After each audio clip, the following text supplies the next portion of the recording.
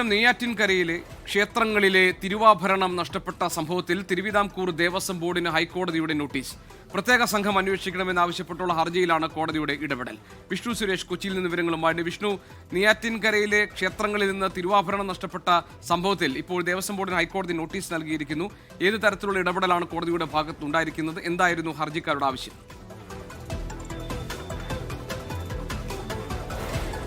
Neyyattinkara sub ഗ്രൂപ്പിലെ 20 ക്ഷേത്രങ്ങളിൽ നിന്ന് സ്വർണം അല്ലെങ്കിൽ തിരുവാഭരണങ്ങളുമായി ബന്ധപ്പെട്ടുള്ള കാര്യങ്ങൾ നഷ്ടപ്പെട്ടിട്ടുണ്ട് എന്നാണ് ഹർജിയിൽ പറഞ്ഞത്. യുവമോർച്ച നേതാവാണ് ഹർജി നൽകിയിട്ടുള്ളത്.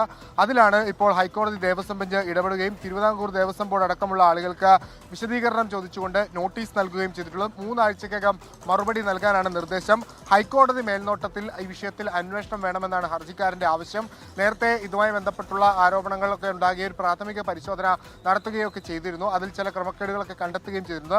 ആ ഒരു പശ്ചാത്തലത്തിൽ കൂടിയാണ് ഹർജി ഹൈക്കോടതിയിലേക്ക് എത്തിയത്. ഹൈക്കോടതി മേൽനോട്ടത്തിൽ ഈ വിഷയത്തിൽ അന്വേഷണം വേണമെന്ന ആവശ്യത്തിലാണ് ഇപ്പോൾ നോട്ടീസ് നൽകിയിട്ടുള്ളത്. SIT വേണമെന്നുള്ളതാണ് പ്രധാനപ്പെട്ട ആവശ്യം. GK